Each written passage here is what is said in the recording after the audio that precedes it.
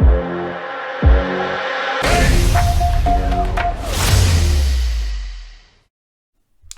bien bonjour, eh bien nous sommes vendredi et j'ai décidé de vous faire une vidéo sur ma routine du vendredi, donc avec mon indicateur fétiche qui me donne de bons résultats. D'ailleurs dans cette vidéo je vais vous montrer mon compte de résultats pour la première semaine de janvier.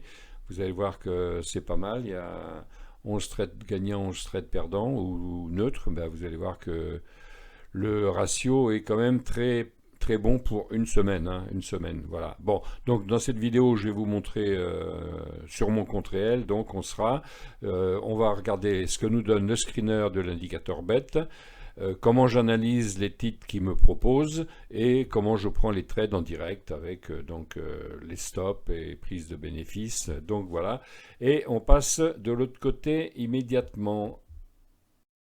Alors, bonjour, nous voici donc sur le graphique que j'utilise donc pour faire ma sélection de la semaine. Donc, on voit ici mon screener BET qui est affiché avec donc des titres que je vais regarder par rapport à ce qui m'annonce. Donc, on voit par exemple le premier ici, Irgo, voilà, une pharmaceutique, et on voit que il y a eu un départ très fort hier.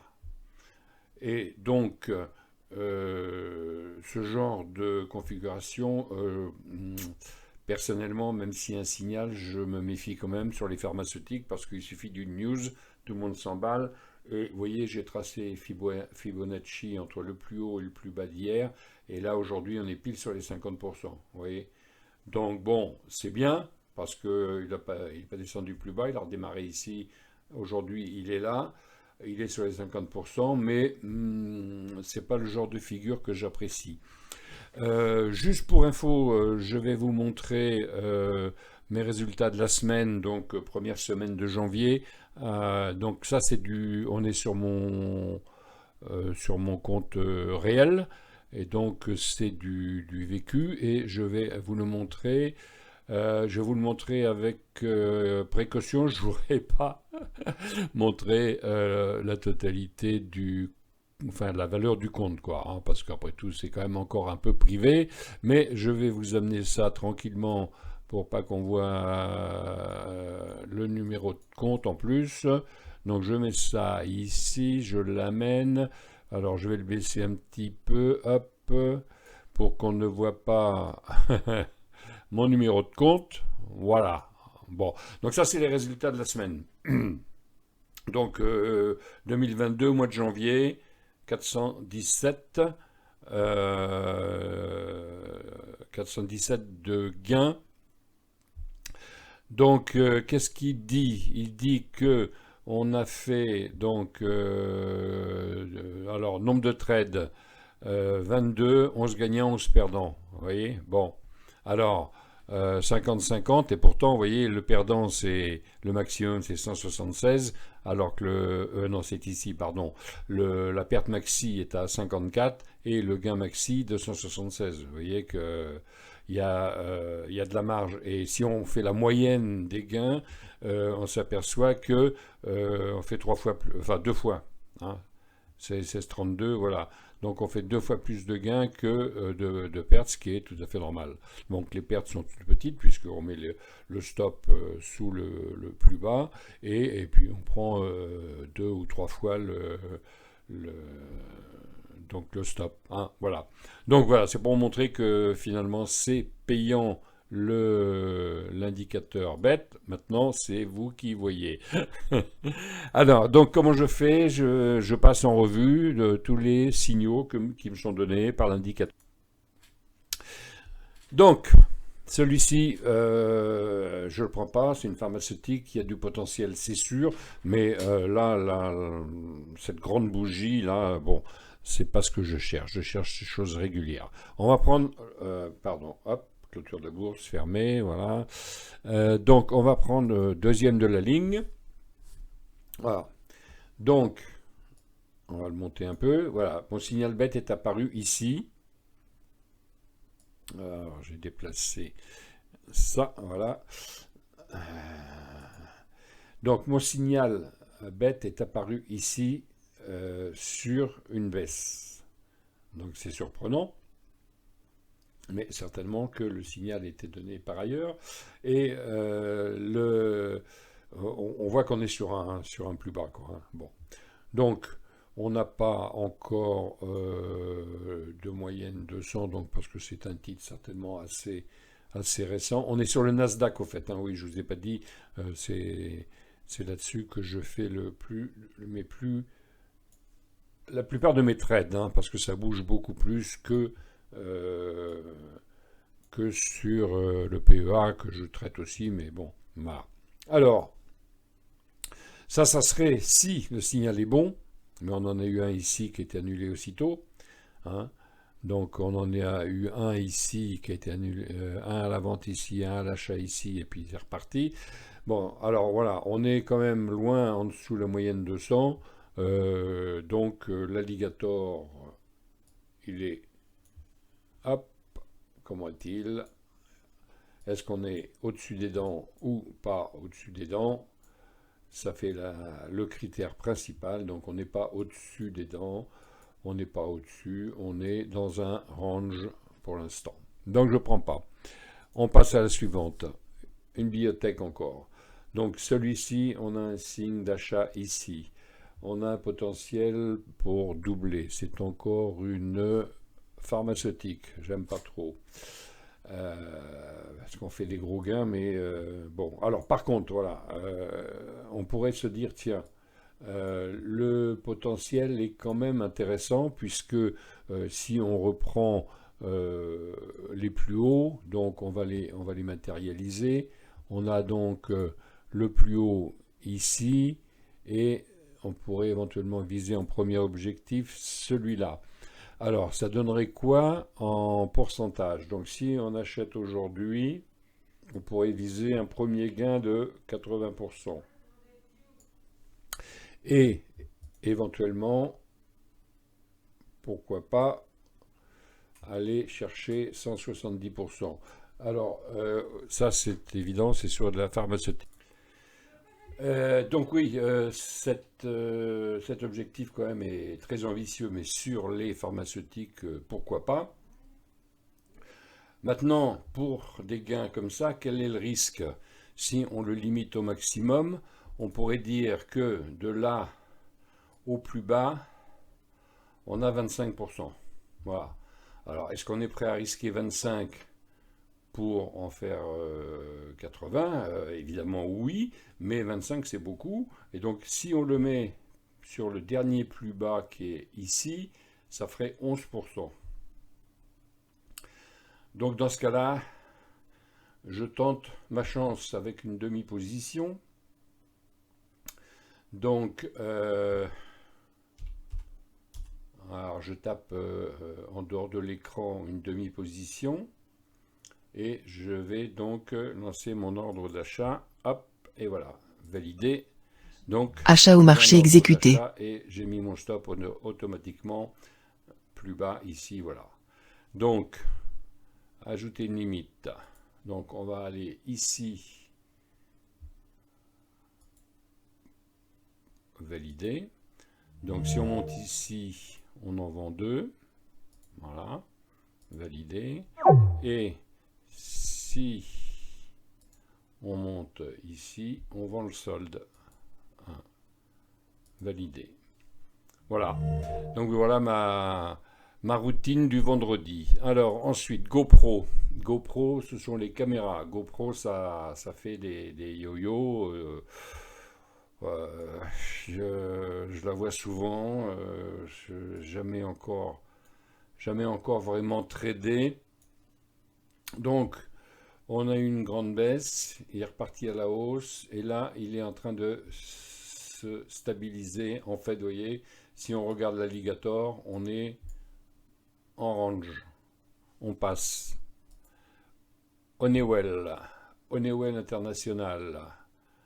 Alors, allez, hop, voilà. Alors, Honeywell, c'est déjà plus intéressant. Je vous explique pourquoi. Donc, en fait, on a alors, on va tirer, voilà, on va tirer donc un trait ici, voilà, on est à peu près là-dessous. Donc on devrait regagner au moins ici. Au niveau gain potentiel, c'est pas le pied, donc on va regarder en pourcentage, mais hein, on risque de, ouais, 2,9, donc je passe. Une pharmaceutique encore. Pharmaceutique encore. Ligator est plat. Il n'y a pas de figure particulière. Alors, si on pourrait y voir quand même une figure tête et épaule inversée, c'est-à-dire qu'on dirait épaule gauche ici, ici, la tête ici, l'épaule droite ici, et donc on arrive ici. Bon, qu'est-ce que ça veut dire en termes d'analyse graphique? Ça veut dire que ce titre, si on prend la hauteur de la tête, je suis en train de chercher un rectangle, on prend la hauteur de la tête ici, voilà, on le reporte à la sortie ici, ça nous donne cet objectif-là. Ça serait un objectif de combien?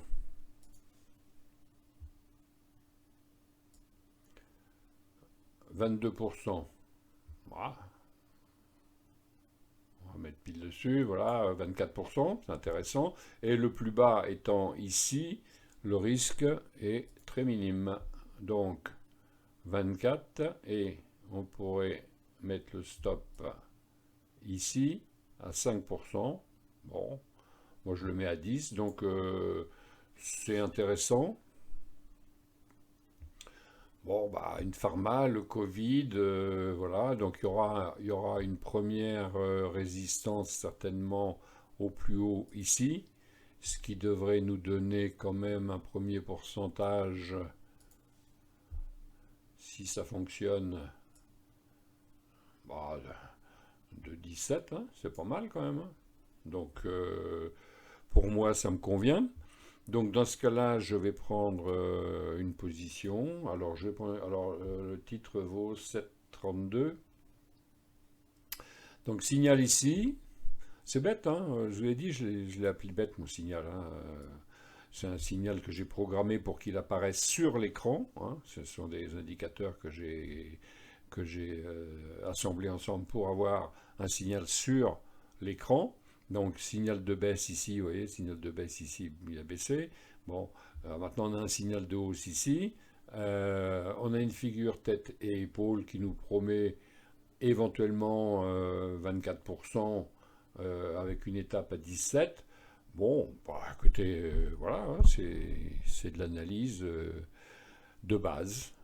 Donc personnellement, je crois que je vais en prendre un peu. Donc je vais prendre une demi-position. Là, je vais redescendre donc ma position. Hop, pardon. Voilà. Hop, je suis en train de calculer mon montant de position. Voilà. Alors, je fais des trades qui représentent une toute petite partie de mon portefeuille, hein, donc ça permet de lisser tout ça. C'est-à-dire que quand je me permets une perte de 8, c'est 8 sur 2% ou 3 ou 4, 5% maximum de mon portefeuille. Vous voyez, donc c'est très très limité, sachant que l'indicateur BET donne plutôt des positions neutres, puisque dès qu'on atteint le break-even, on se met à zéro.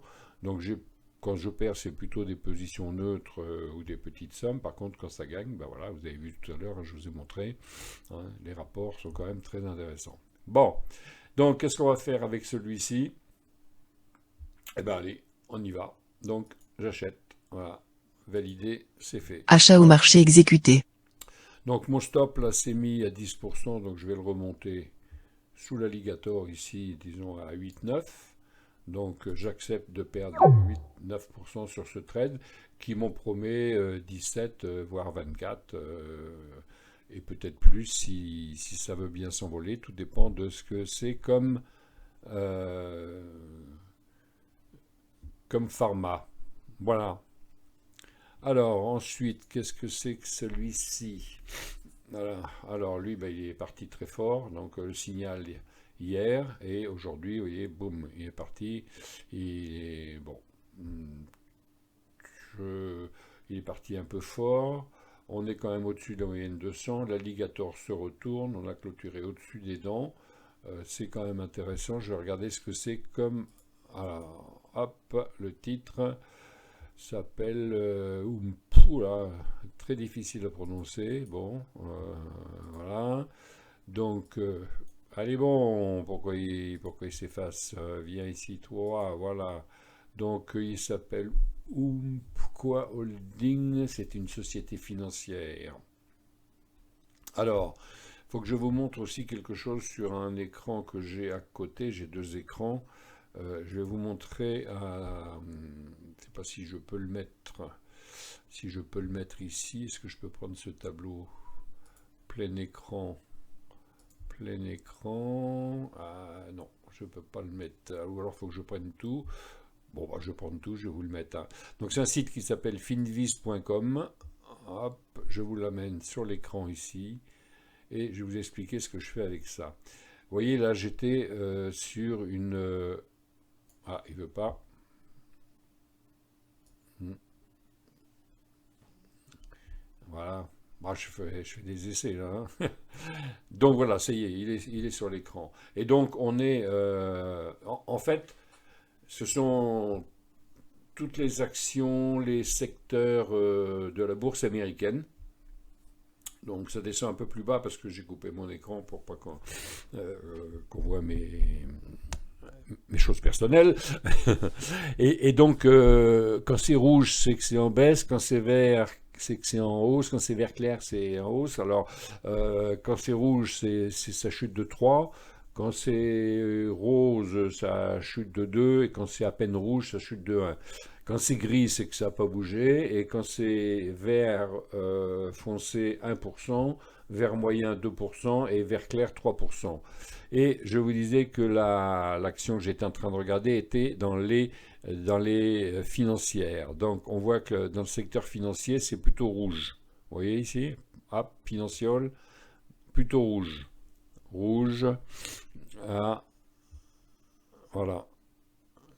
Par contre, dans le secteur de banque, c'est plutôt vert. Donc le secteur banquier, c'est bon. Dans le secteur assurance, c'est vert aussi. Voilà, ok.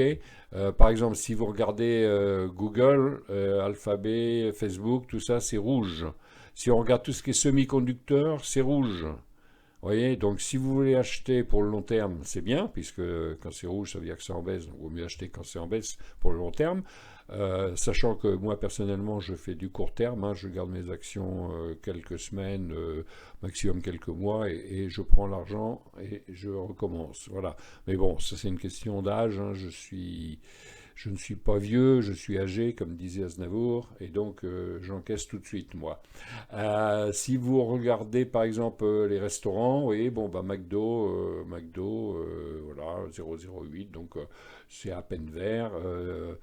Starbucks, il est en baisse. Donc vous voyez, moi, je vous recommande ce site, hein, c'est Finviz, hein, ça s'écrit finviz.com, et vous allez sur le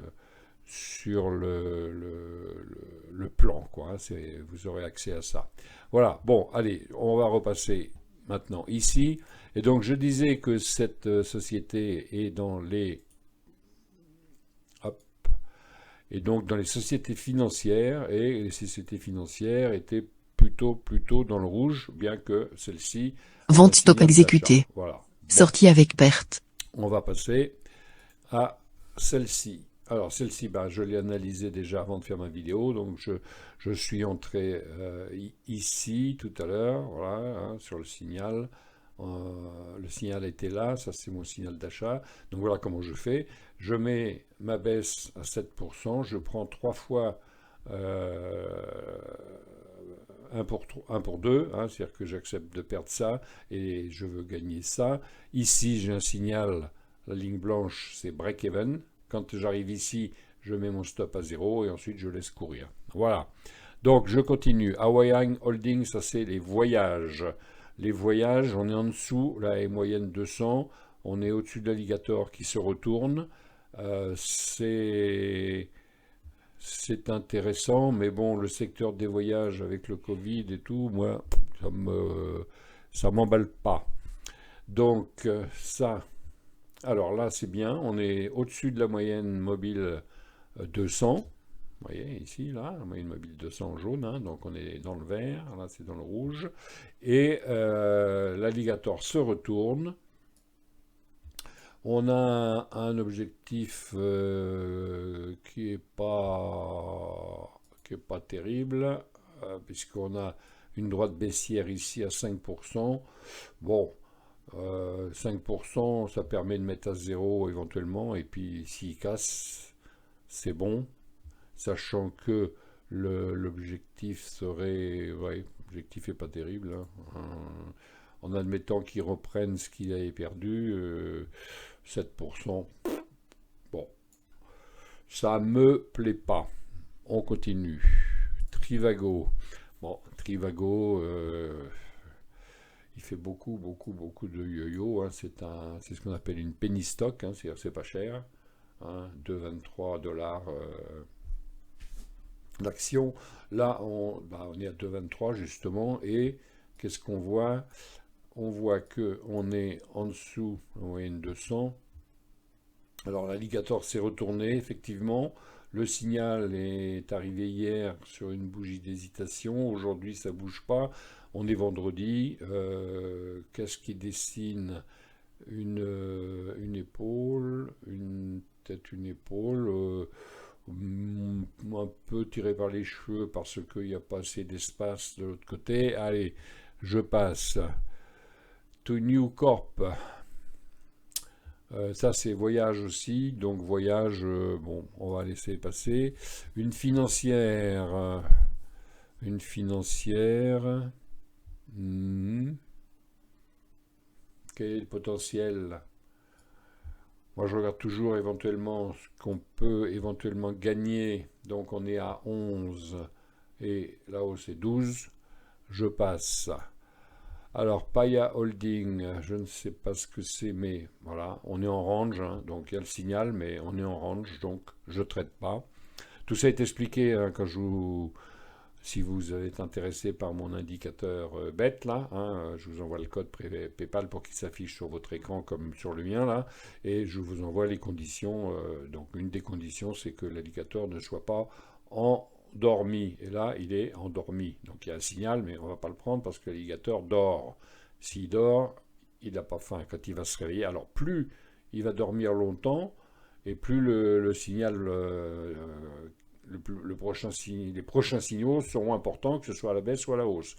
Comme il est, après une baisse, il est en train de latéraliser, il y a des chances qu'on ait un autre signal un peu plus tard avec une belle envolée.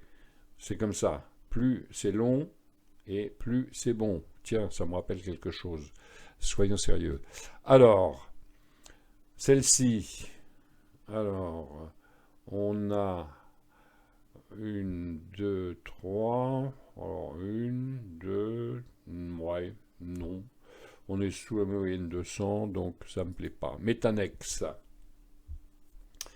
Metanex Corp. Donc on a rebondi sur la moyenne 200, donc ça c'est intéressant. On a deux points du parabolique SAR. On va casser celui du haut ici, ça c'est intéressant. Et quel est le potentiel? Le potentiel, donc si on entre aujourd'hui et qu'on vise donc le plus haut, on est à 18. Ça c'est intéressant. 18, on prend le plus haut ici, 19,65. Donc on va mettre ici 19,65. Hop. Allez. Voilà. Ça, c'est le potentiel qu'on pourrait gagner. Le plus bas, le dernier plus bas, il est. Alors, mes bougies sont Ekenashi, hein, donc faire attention parce qu'en fait, le dernier plus bas, c'est le point rouge qui est ici, hein, puisque avec Ekenashi, on n'a pas ni la clôture ni l'entrée, puisque c'est une moyenne, hein. Donc moi, je mets une moyenne à 1 avec des points, et ça me donne les prix de chaque clôture. Donc ça veut dire que le plus bas est ici. On peut mettre aussi le plus bas sous l'alligator ici, sous les dents. Sachant qu'en général, quand il revient dans les dents de l'alligator, c'est pas bon signe. Donc, on a l'alligator qui est bien. Il est en train de s'écarter. Là, on a clôturé donc au-dessus de la verte et au-dessus de l'alligator. Et maintenant, nous voilà avec un signal de mon indicateur bête.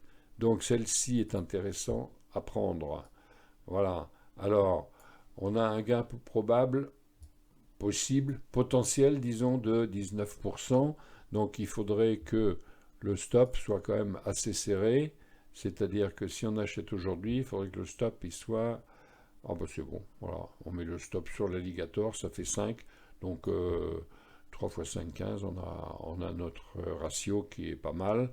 Donc, alors, par contre, celle-ci, bon, je pense que c'est dans les secteurs de l'énergie, si je ne me trompe pas.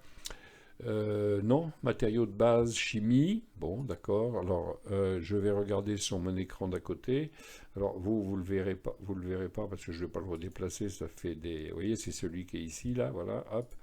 Je vais l'afficher à côté. Et donc, je disais que c'est dans la chimie. Donc, je vais regarder matériaux de base, basique matériaux. Alors, chimie, produits chimiques. Alors,